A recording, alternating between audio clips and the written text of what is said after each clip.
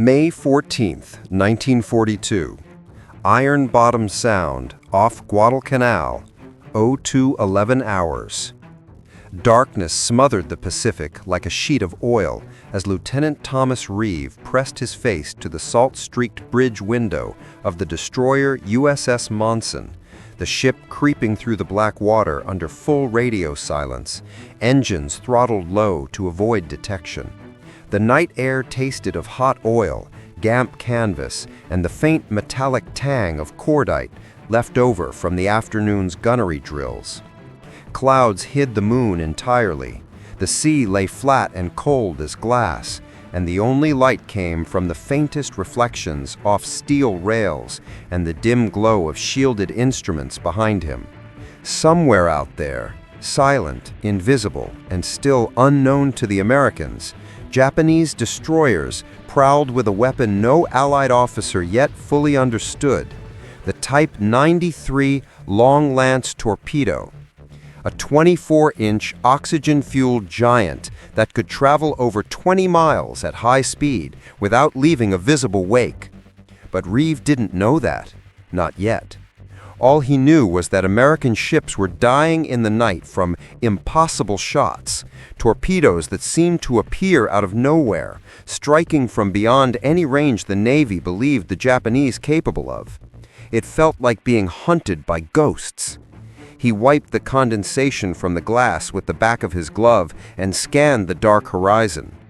The destroyers of Task Force 16 spread out around the heavy cruisers like thin steel shields, their silhouettes barely visible, shadows against deeper shadow.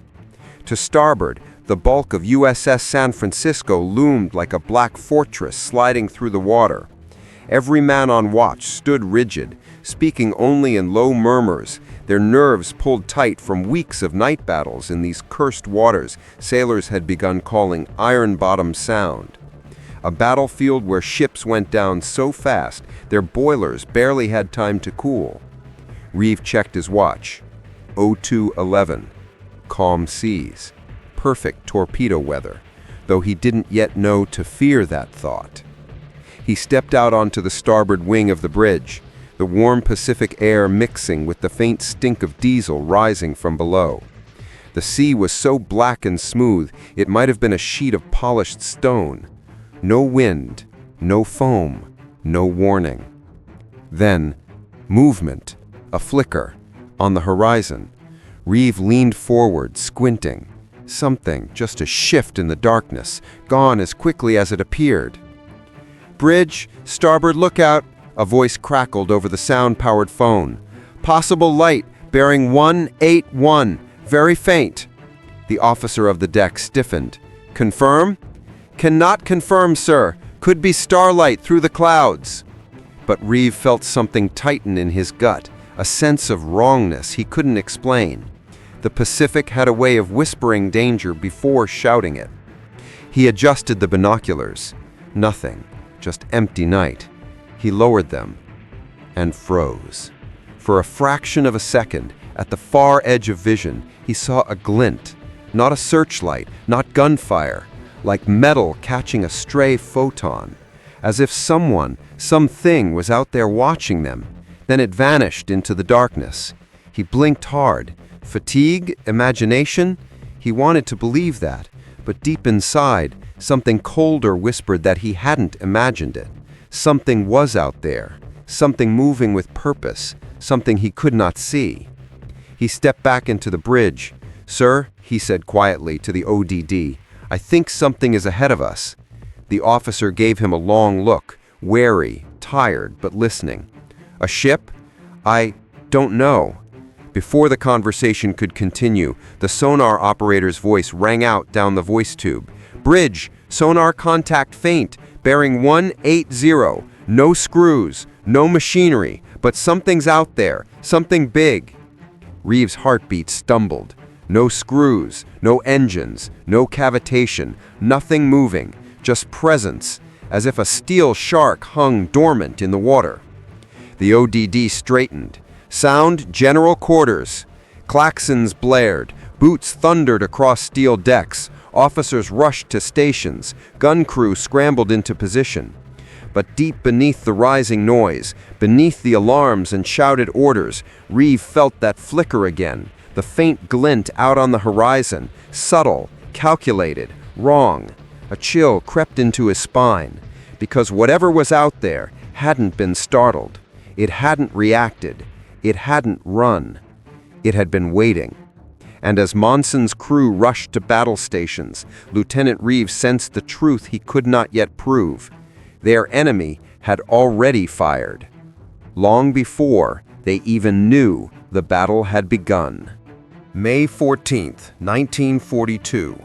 Ironbottom Sound, 02:17 hours. The general quarters klaxon still echoed through USS Monssen when the destroyer's crew settled into a tense, breathless silence broken only by the thrum of engines shifting to flank speed and the metallic clatter of hatches sealing shut. Lieutenant Thomas Reeve gripped the bridge rail as the ship heeled sharply to port, her bow carving a white slip through the black water.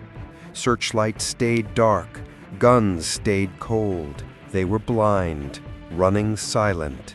And somewhere ahead, invisible in the velvet darkness, something enormous had moved. Something the sonar man detected not as screws or engines, but as a still, lurking mass in the water. Reeve tried again to steady his breathing, but a knot had already formed deep in his gut. The Pacific wasn't empty. It wasn't still. Something was waiting. "Sonar, update!" the officer of the deck barked.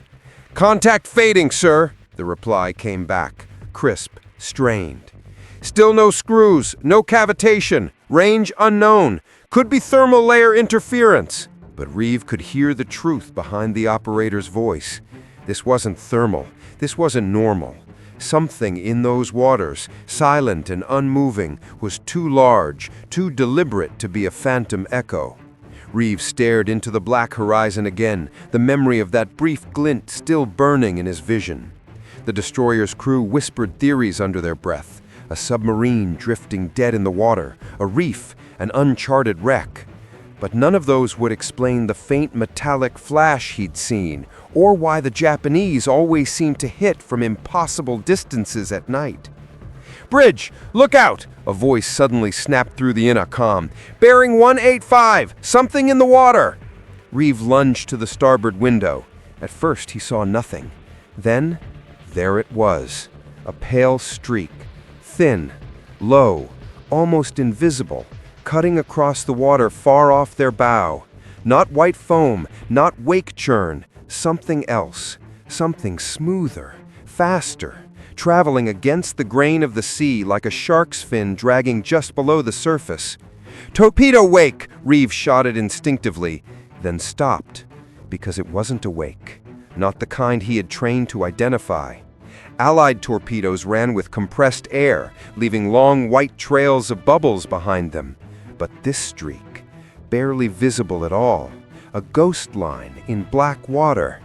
"Hard starboard! Hard starboard!" the OD yelled. The helmsman spun the wheel. Monssen groaned violently as she threw herself to the right. Men stumbled across the bridge. The ghost line flashed past the bow, so close Reeve felt the deck vibrate from the pressure of its passage. No hiss, no roar, just deadly silence. The torpedo vanished into the dark. A second later, an eruption of light far behind them lit the horizon as something detonated against nothing. A distant thunder that rattled glass and bone. "Two more!" the lookout screamed. "Port side, fast!" Reeve saw them, not wakes, just faint streaks in the water, cutting paths impossibly long, impossibly straight. Too far from any known torpedo range, too fast for American models. The long lance, the weapon no one in the U.S. Navy believed existed.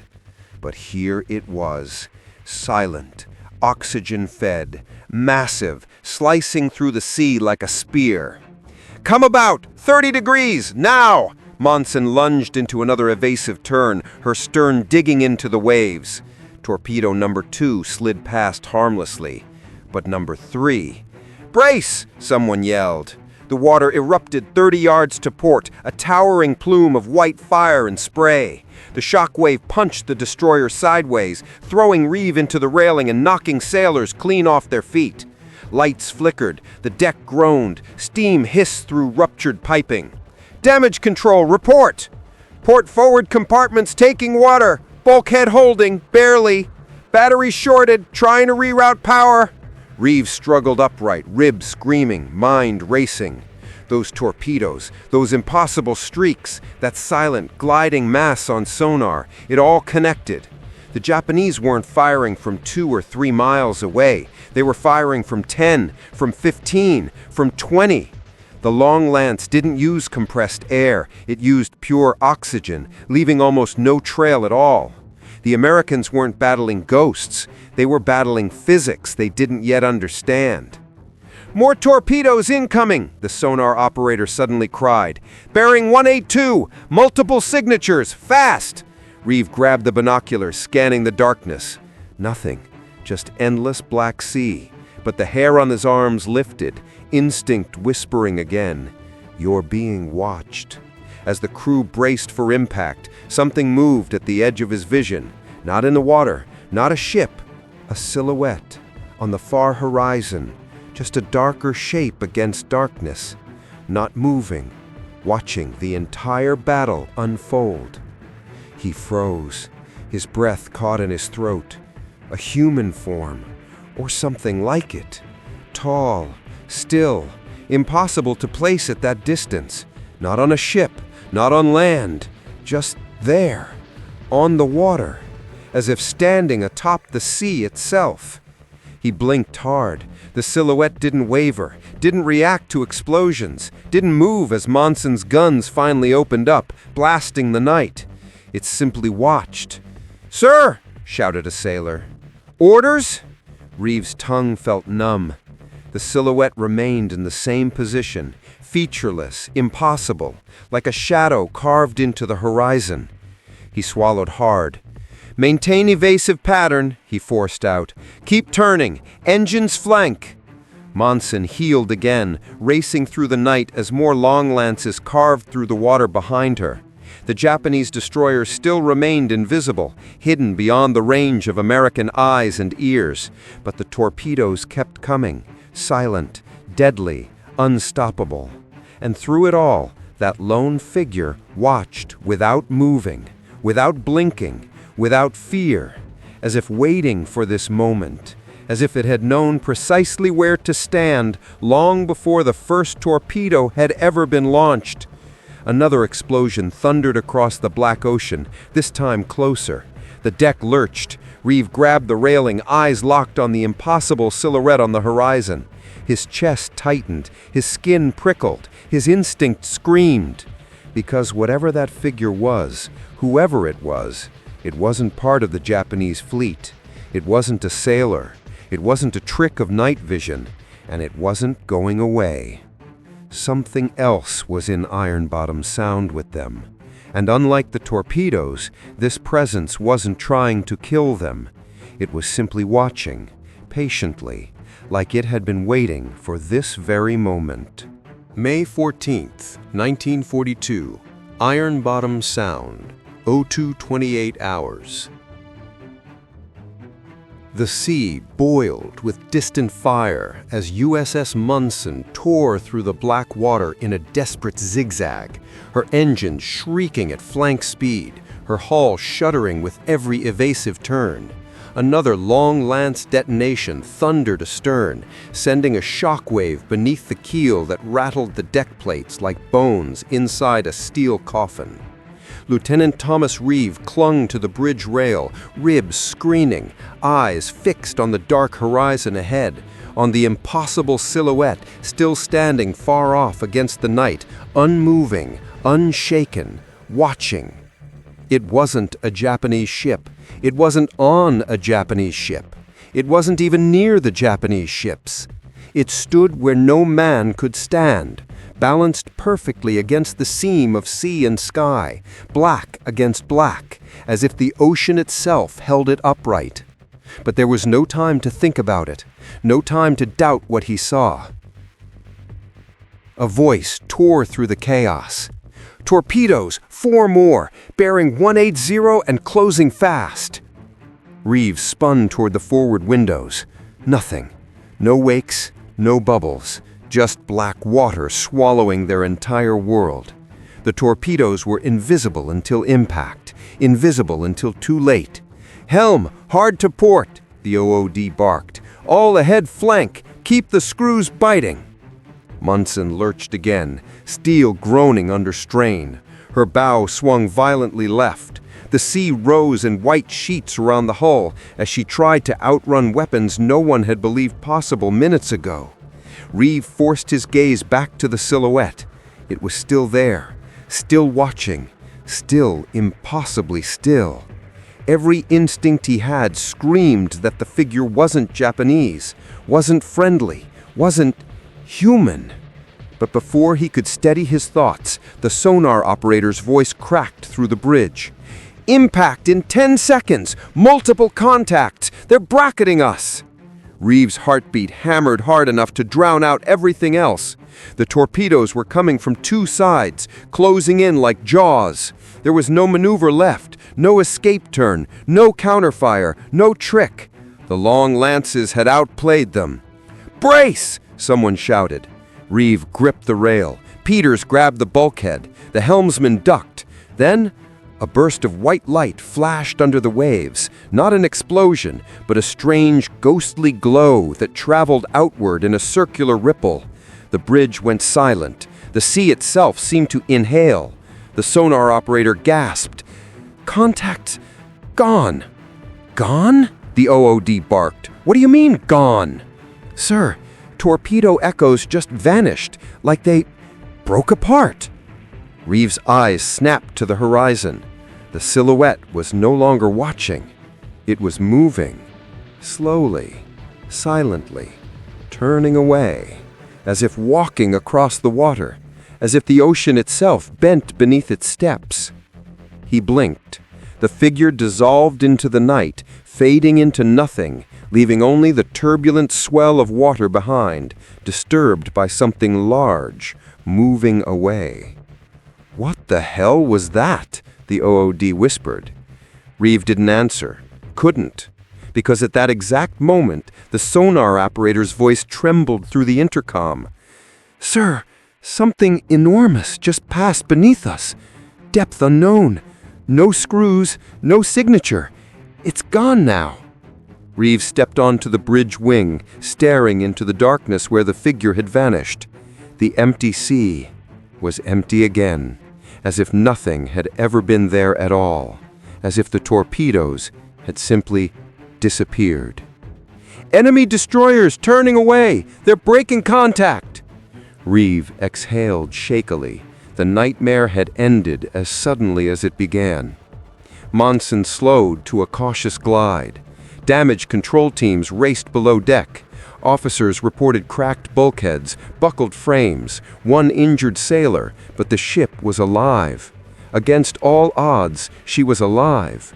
But Reeves' thoughts weren't on the long lances anymore, or the Japanese destroyers that had vanished into the night. His mind was fixed on that solitary shape, standing on the horizon with impossible balance, watching the torpedoes close in like a judge awaiting a verdict, and then walking away the instant those weapons disintegrated beneath the water. Martin approached him quietly. "Tom, what did you see out there?" Reeves stared into the Black Sea. Something that wasn't supposed to be here. Enemy scout? No. His voice felt distant, hollow. Not enemy, not friendly, just watching. Martin swallowed. "And the torpedoes?" Reeve forced his gaze away from the horizon. Something intervened, something we can't explain. The destroyer drifted through the hush of Ironbottom Sound, her crew shaken, her decks wet with spray and fear. Reeve took one last look at the dark horizon, where the ocean met the sky in a seamless void. Nothing moved, nothing watched, nothing remained. But deep in his chest, he felt the truth like a cold hand closing around his heartbeat. The Japanese weren't the only thing hiding in these waters.